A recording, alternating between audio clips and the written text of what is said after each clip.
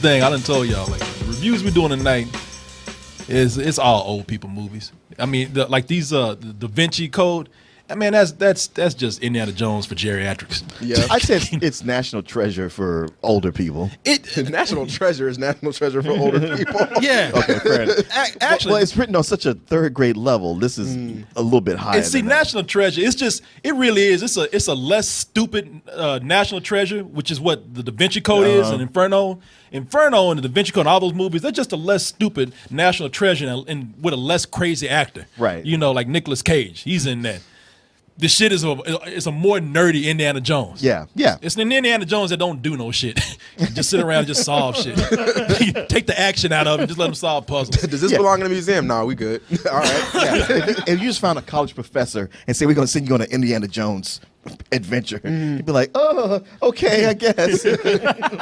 He does do a lot less running than Nicolas Cage and Indiana Jones. Oh yeah, and you know what? So this is what this is, a blockbuster for people who can't really handle the pace. You know? And Inferno is the latest in Dan Brown's trilogy where, well, I don't know how many books they got, but as far as the movies go, this is the third one. Mm-hmm. And this is, it features Tom Hanks as Professor, was it Robert Langdon? Yeah. And somebody done stole some other shit out of the museum. You got to get back out there and help them solve it. Well, to be fair, this one involves a plague that could end the world. That is true. Now, the stakes are higher this time. It is higher. Like, usually they just want him to get a painting back, but this time they got a dude with $1 billion. Like, you know what? I hate mankind. Wait, wasn't the last one somebody's going to create a black hole on Earth or some shit? Shit, something with a super collider. And, damn. And Ewan McGregor trying to become Pope. Or something. Yeah, in this world, they ain't got no security guards at the science lab. You know, everybody just steals shit and just make all these big ass colliders and all these plagues. Somebody made a plague. This billionaire got a plague played by Ben Foster and says, you know what, y'all fucking Fuck up the human race. Yeah, y'all fucking up the Earth anyway. So you know what, I'm just gonna speed up the process. And they didn't give me too many clips. I'm going to play the trailer for you, but we'll be back right after this with our review.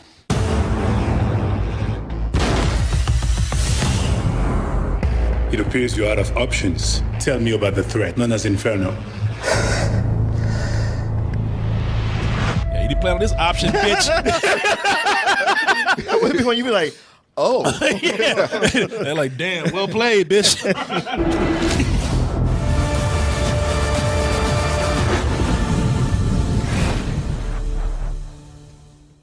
You know the thing. Oh, it was directed by Ron Howard? Yeah, this was directed by Ron Howard. Oh. Yeah, he's like, oh, shucks. shit. Well, I guess you think this sucks then. Well, not necessarily. You sound so disappointed. It just might not be up to his standards, Ron Howard standards. Yeah. Well, okay, so sound like you a little disappointed, Martin, and I'm disappointed too, but in certain things. And this is something that what's up? Nothing. Go ahead. Okay, well, here's I don't want to start anything with you right now because I know you're gonna get on me about this because lately one of the things that I've been saying that I don't like in movies is how repetitive it gets with flashbacks, and that's exactly what goes on with this. I mean, first of all, it is very repetitive. They go through it. This movie's 2 hours long, and it goes through a constant loop. It goes through a cycle. You get Tom Hanks will go to some city. He'll try to like do some puzzle, and then some bad guy will shoot at him, and then he'll get a headache. They go to another city.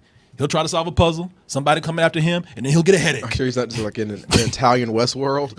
Yeah, he's like, what's happening? I don't know what's going on. You know, he tries to solve a puzzle, and every time he's like, oh shit, fuck. You know, he's like getting a migraine, and it's going through this loop constantly through the movie, and it's annoying because most of this movie, the repetitiveness of with his headaches has to do with flashbacks. That's one of the things that I don't like. That's what I didn't like about the fucking drunk girl on a train. Oh, girl on a train. Girl on the train is that most of the movie was told through flashbacks. Now, you know, some people don't mind that, and that's fine. Well, me, it bothers me. I don't mind it in as much as in both cases the people have something wrong with them. I mean, he's had a huge head trauma to where he can't even remember what's going on. So these spots where he's getting his memory back, it plays out the way a head trauma does. Yeah, I got that, but when I say that they have way too many flashbacks in this, you know, I'm talking about how it's so many flashbacks that even the villain is a flashback. You know, Ben Foster at the beginning of the movie, and there's no spoiler. This is at the beginning. You saw it. They gave it to you in the trailer. Like he's dead. It's the title screen don't even pop up before he's like, I'm out this bitch. Okay, like, see ya. yeah, he don't even want to be in this movie. You know, it's funny because it's like I said, he's a billionaire. He's a billionaire who created a plague, and and I almost give the movie credit for what it's doing because with him being a flashback, they could have done some other really cliche things. I mean, he's a Bond villain. You know, Ben Foster, he could have been hanging out with a cat. It's Ra's al Ghul. He could, he could have been hanging out with a cat, talking shit to Tom Hanks through the whole thing. You know, boo ha ha, you ain't gonna stop me, you know, and all that Right. kind of shit. But he's like, you know what? I know my role in this. You know, I know I'm supposed to die at the end of this movie. It's true. We don't have any Bond movies where the villain dies in the first 2 minutes of the film. No, he's like, look, I read this fucking script. I know I'm supposed to die at the end of this shit. Why don't I just save us all some trouble? I'm just going to exit this motherfucker right now. But you as know, cool save as us all some possible. time. But yeah, what's that? As cool as possible. And as cool as possible, too. I'm gonna show you the bottom of my shoes. This is what I think of you. Just flicks them off. Yeah, kiss. Look at it. He like kiss my taint, bitch. Oh, I got no options. I'll show you an option. You know, he's out. He's like save his bow some time. Not this bitch. And it's you know, that's kind of cool having the villain be not present through the whole movie. It's either in flashbacks or he's talking some shit through some pre-recorded stuff. It's still cool. It's the only villain I know that like spends the movie doing TED Talks. It's so true. It's so true. Like he ain't mad, he ain't talking shit. You know, it's not like you have 30 seconds to do. You know, it's just kind of like, you know, the world today is overpopulated, and what I'm doing for you is a favor. I mean, think about it. You know, he actually looking at somebody like, really think about what I'm saying here. You know? It's gonna kill you and everybody you love. Why aren't you on board with that? And you know, the other thing too is that it's a lot of these flashbacks, man, they're there just for special effects. It's almost like the producers and the scriptwriter and even Ron Howard, it's kind of like, you know what, nobody want to hear this history shit. These dummies don't know it anyway. Just we're gonna put some flashbacks in there just to have special effects. You know, show somebody's feet sticking out the ground with fire coming out. We got all this money. Yeah, yeah. It really, if you take all the effects, that's why he's having flashbacks and headaches, so they can show you, because he's having visions of hell for no real reason. He's just hallucinating. And there's visions of people. It looks like Silent Hill. People walking around with There's their Game of Thrones battles going on. Yeah, he's some shit like he don't. And I don't really say anything what it has to do with anything. It just look cool. He's having visions of hell. You know, people walking around with their necks turned backwards and their heads backward. Okay. Yeah. It's just there just so they like, hey, you know what? We got all this money. Shit, the shit is so dry. We got money left over. You know? What are we gonna do with this? They're doing these flashbacks and they're doing they're making the movie move a little bit faster because it wants to be an action film now more than the brainy films that it was before. Corey, you're wrong most of the time.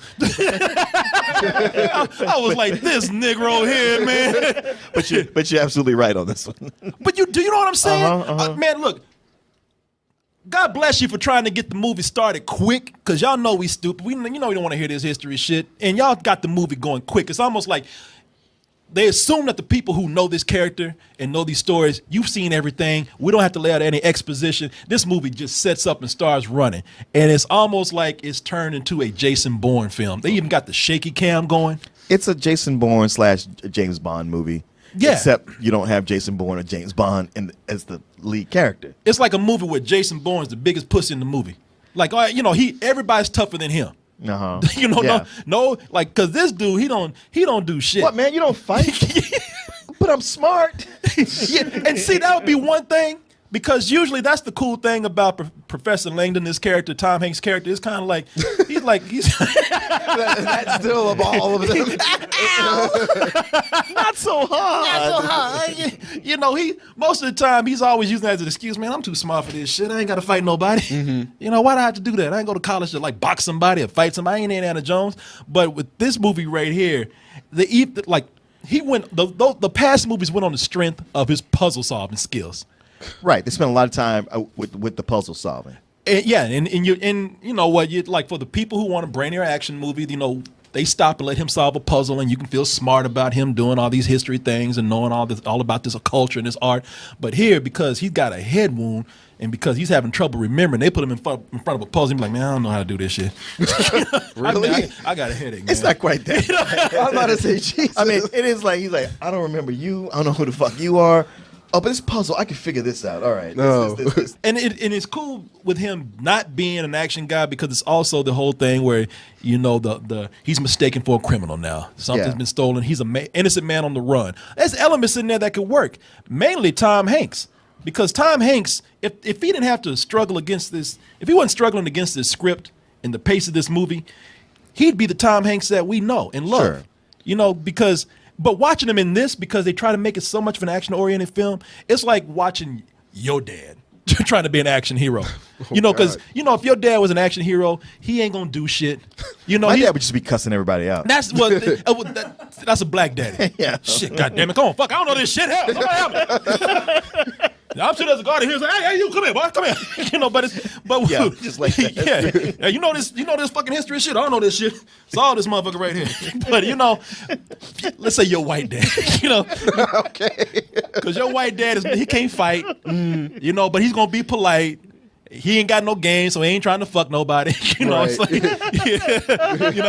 whenever he's around a woman, he's cool. I was about to say, I see they have another hot chick that's his assistant or his, sidekick. There's no sexual tension between them. no. In fact, when, like they It would have been creepy if there was. yeah, Felicity Jones plays a doctor who gets wrapped up in his his situation. Sienna Brooks, and there's even a part in the movie where he has to tell the audience, like for real, he comes into the museum and there's a woman, oh, nice to meet you, Professor Langston. He's like, oh, who's this? And he's like, this is my niece. Like, oh, you don't have to tell me your that, niece, Professor. He's like, no, bitch, this is my niece. Come on, you think I'm fucking this? Yeah, oh yeah, your knees are right. He looking at the audience like, y'all know, right?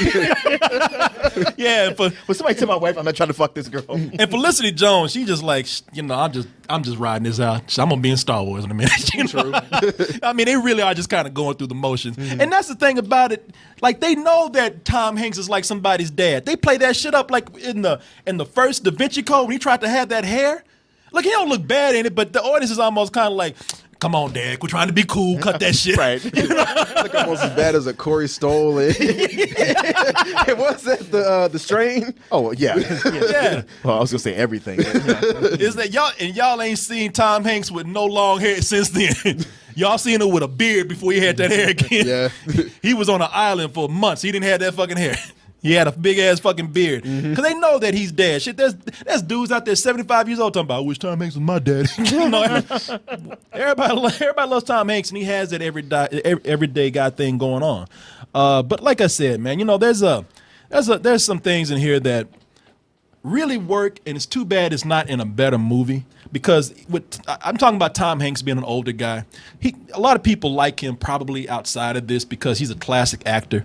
Sure. He doesn't need to be stuffed in something, a run and gun movie. I mean, on paper, I like the character of Robert Langdon. Mm-hmm. I'm with you. There's so many things about this that, despite all these other problems, I still like.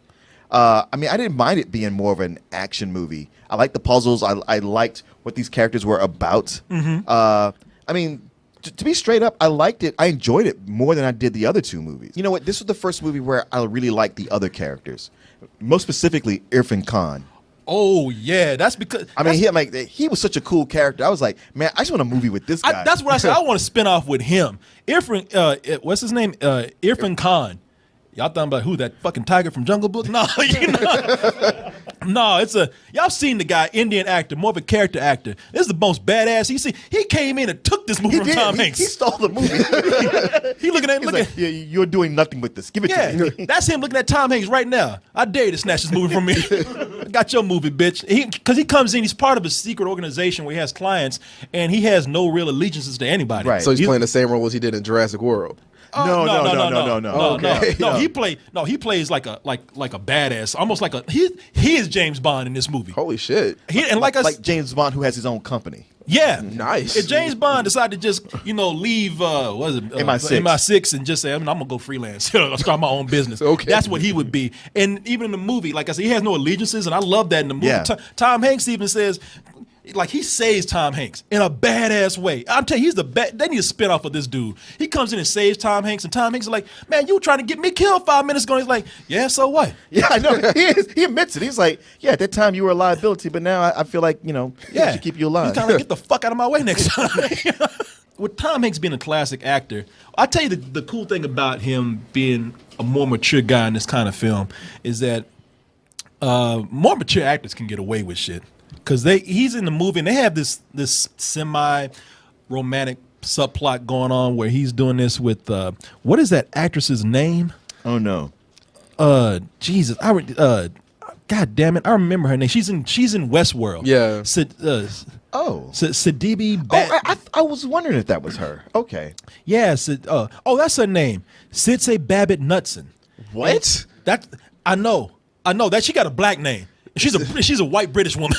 That's not even. That's like Japanese sensei. What's her name? Like Sid, her name. Like Her name Gabrielle is Sidibe?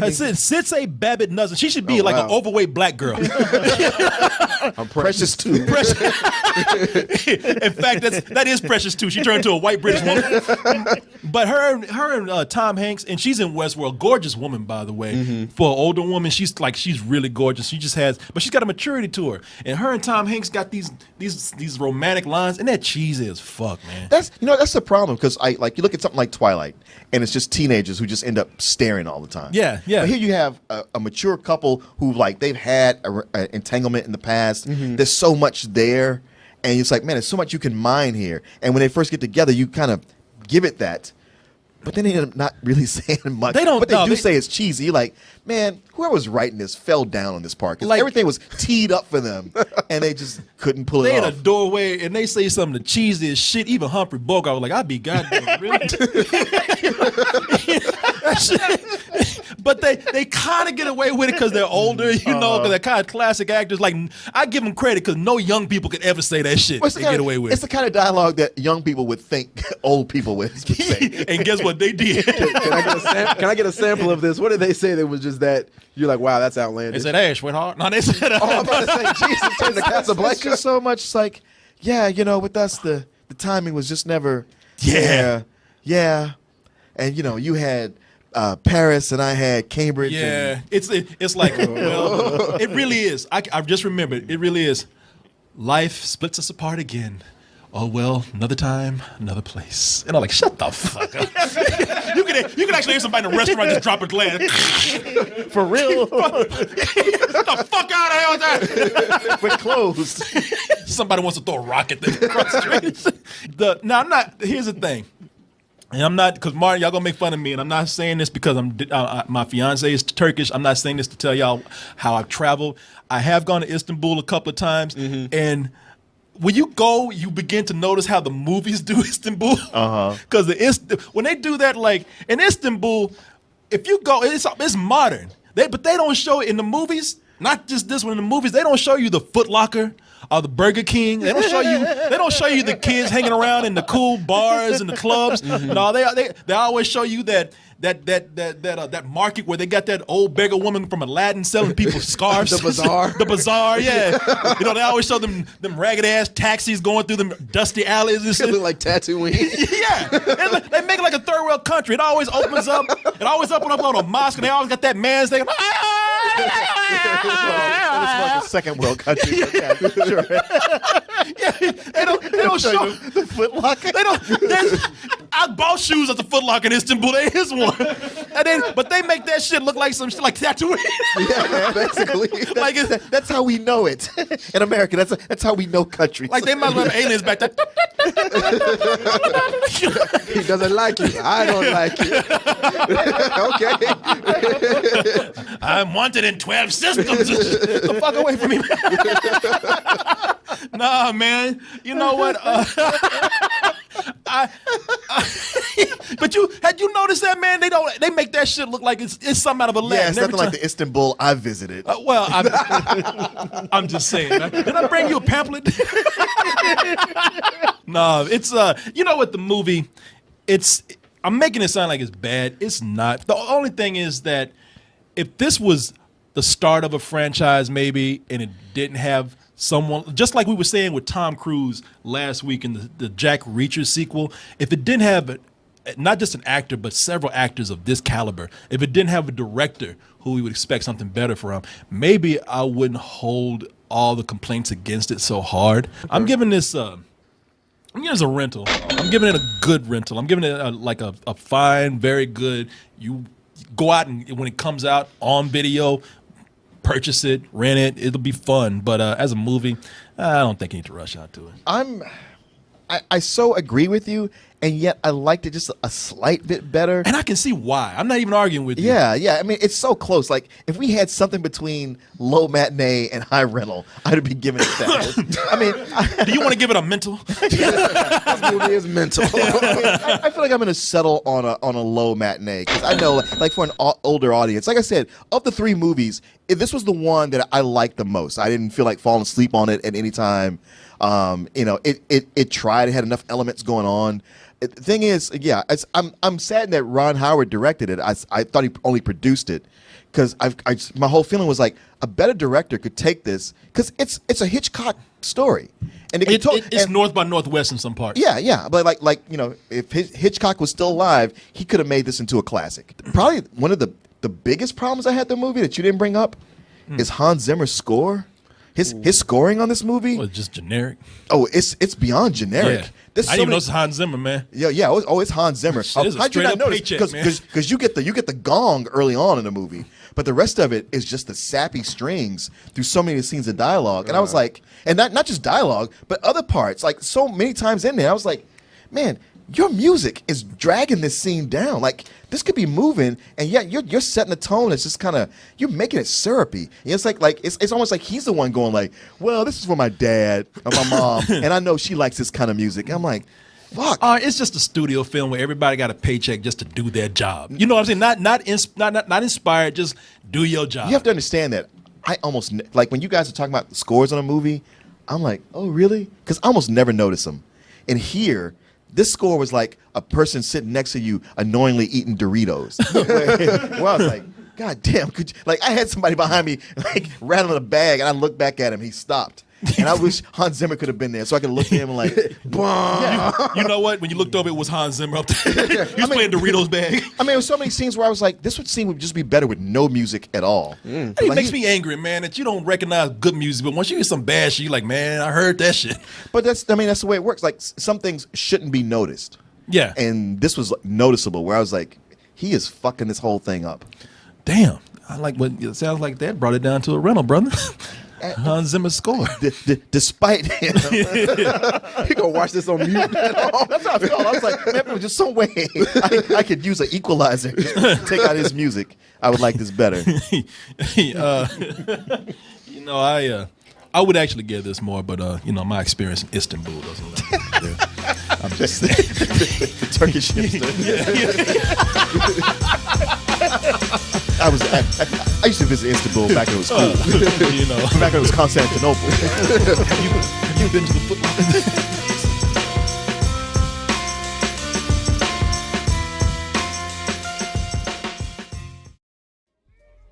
GameFly brings to your house, to you, over 8,000 new releases and classics that are available to rent, or you can buy them for almost every system out there, current and some old systems. Like I said, man, I've been trying to put my GameCube back to work for years. GameFly has given me an excuse to do that. And you can even try 30 days for free by typing in gameflyoffer.com/double toasted.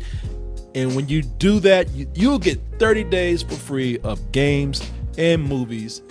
Get all those things, all of them at once. Just stay in the house. Don't go nowhere because they're all going to get brought right to your mailbox. You can also bring the element of surprise every month to your home in the form of a Loot Crate mystery box. In that box, I can't tell you what it is, but I can guarantee you it is the best in geek and gaming gear. Some people say it's like having Comic-Con brought right to your home. You don't have to leave the house for nothing. You're getting all kind of stuff.